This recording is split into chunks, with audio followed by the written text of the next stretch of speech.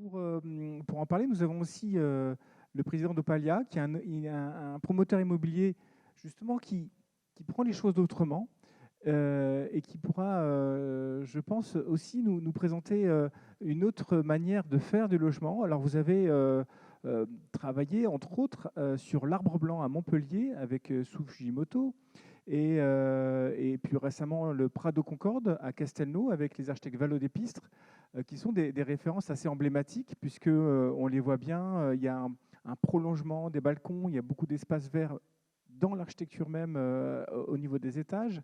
Il y a une sorte de générosité dans ces appartements. Euh, Vous avez cet engagement-là. Est-ce que vous pouvez nous présenter et nous expliquer un peu votre manière de voir le logement de cette après-crise du Covid? Bonsoir, bonsoir à tous. Alors déjà, je m'excuse de ne pas pouvoir être parmi vous. Je ne sais pas si vous m'entendez.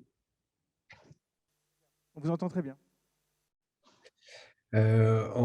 Effectivement, tout ce qui vient d'être dit est malheureusement d'une vérité absolue, en tout cas sur la production de l'immobilier privé.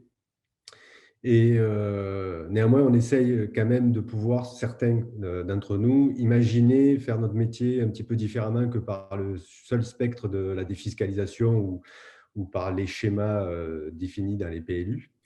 Et il faut bien reconnaître que certaines municipalités nous permettent de pouvoir atteindre ces objectifs-là, notamment celle de Montpellier avec notre opération de l'Arbre Blanc. En fait, elle a reconsidéré complètement ses documents d'urbanisme à l'aune de notre projet, qui était un concours, en fait, un concours international que nous avons gagné, et dans lequel il était question dès 2014 de pouvoir magnifier l'architecture méditerranéenne et proposer, je dirais, ce qu'il y a de mieux dans l'immobilier du Sud et comment on pouvait travailler en fait, sur tous les sujets. Et on a repris en fait, sans avoir la réponse à l'étude qui est en train de se fabriquer, mais nos principales caractéristiques étaient la clarté, les espaces extérieurs et surtout la modularité dans les appartements, puisqu'on était sur un processus qui permettait de pouvoir faire de l'appartement sur mesure. Notre plateau était libre et on pouvait réellement déterminer ce dont les personnes avaient besoin. Et dans notre processus, on était accompagné par un architecte d'intérieur qui vraiment a systématiquement orienté les gens vers le positionnement en plus des pièces habituelles de vie sur des pièces, je dirais, complémentaires qui permettent d'avoir un véritable confort qu'on a souvent perdu, que sont les arrière-cuisines, que sont les buanderies, que sont les pièces annexes qui permettent de pouvoir avoir vraiment du rangement. Et puis surtout, ce qui nous a vraiment permis de travailler notre sujet, c'était dans le brief qu'on a pu donner à l'architecte Sou Fujimoto, qui était d'ailleurs accompagné de Nicolas Lenné et de Manal Rajdi aussi sur le sujet, de pouvoir vraiment étendre les pièces intérieures à l'extérieur. Et donc, le sujet a été vraiment de pouvoir déterminer comment on pouvait créer de la surface, mais Je un sais, volume je sais pas conséquent. si tout le monde a cette image de ce bâtiment, si on le verra après. Vous savez, c'est cette espèce de grand bâtiment cylindrique avec des balcons qui partent comme ça en porte-à-faux. C'est assez spectaculaire. C'est à Montpellier, on le voit de partout quand on y arrive. Oui, tout à fait. Tout à fait. Peut-être que le plus simple, c'est que vous puissiez projeter peut-être la vidéo.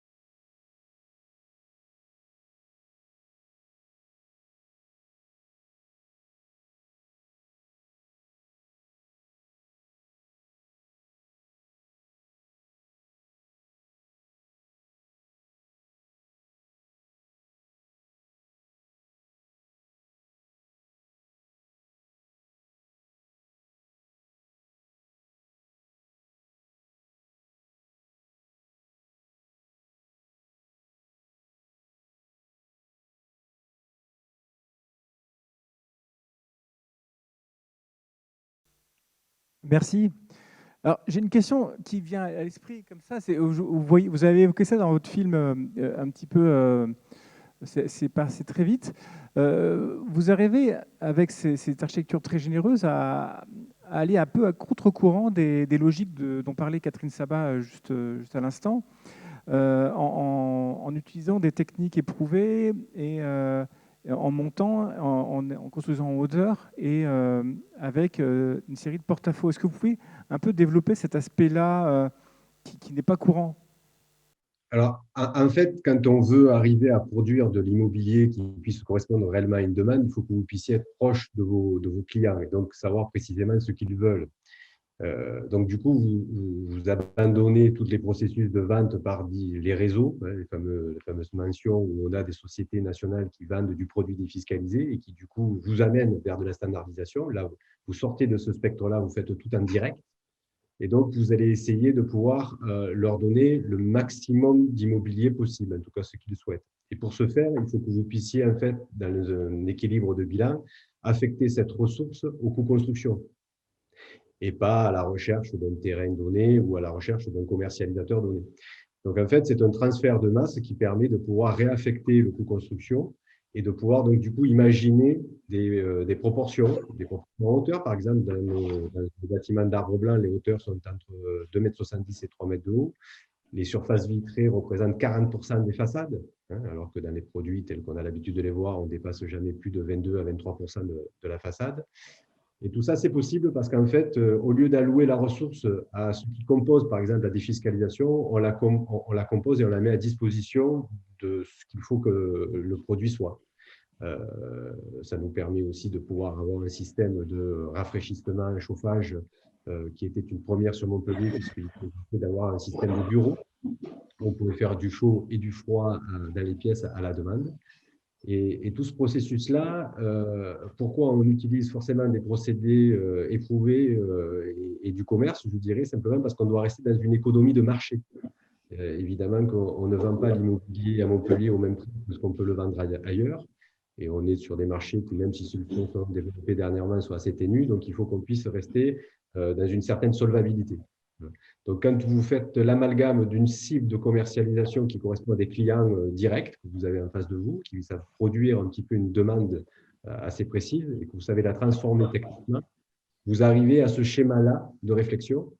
Et du coup, on rebat complètement les cartes. On n'est plus sur de la défiscalisation. Je crois que d'ailleurs, sur l'Arbre Blanc, il y avait 113 logements. On a à peine 20% de gens qui ont acheté pour y investir.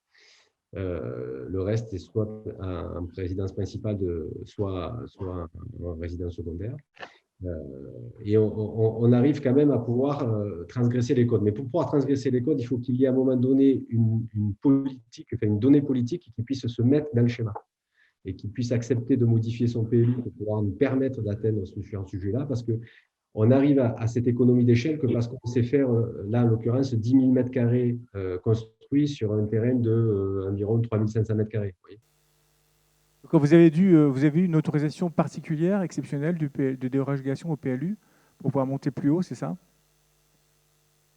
Alors, excusez-moi, je n'ai pas très bien compris la question. Vous dites que vous avez une dérogation particulière au niveau du PLU pour pouvoir monter plus haut. Oui, alors en fait, la mairie avait souhaité faire un concours et elle avait mis comme élément principal, le premier élément, de pouvoir mettre son PLU en conformité avec le projet qui serait retenu. Du coup, si vous voulez, on a évidemment une liberté d'action et de créativité qu'on n'a pas en temps normal quand on se positionne sur un dossier dans le secteur diffus, ce qu'on appelle le quartier tel qu'il peut se développer un petit peu partout dans les villes françaises, où le PLU, il est ce qu'il est et il doit s'appliquer. Alors, c'est vrai que c'est plus possible sur les gros projets, hein, notamment le Pro de Concorde, on avait quasiment le même schéma. Et je pense que l'évolution du logement en France, et en tout cas la gestion de la crise de la production du logement, passera forcément par la prise en compte chez les politiques de cette capacité à faire évoluer les choses et de ne pas rester dans un certain conservatisme. Parce que ça aussi, ça freine pas mal la créativité et la nouveauté. Et on voit sur le dernier étage, sur le film, qu'il y a des espaces partagés, des espaces collectifs. Oui. qui sont différents usages. On a l'impression que c'est des ERP. Vous avez réussi à gérer cette contrainte en se mettant tout en haut. Comment vous avez réussi à Alors, intégrer ces usages partagés?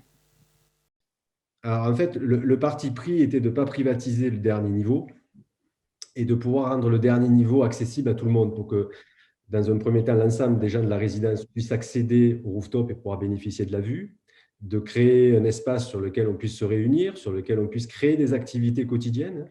Là, on vous a vu un petit exemple qui s'est passé il y a quelques semaines où on a une sorte de chinerie qui s'est créée. On a aussi des activités sportives, des activités ludiques sur la culture qui peuvent se dérouler. Et à côté de cette partie-là, on a voulu aussi créer un événement en permettant au restaurant qui est en rez-de-chaussée de pouvoir avoir un bar en haut, ce qui permet aussi à tous les Montpelliérains de pouvoir accéder en haut de l'Arbre Blanc et de pouvoir bénéficier de la vue.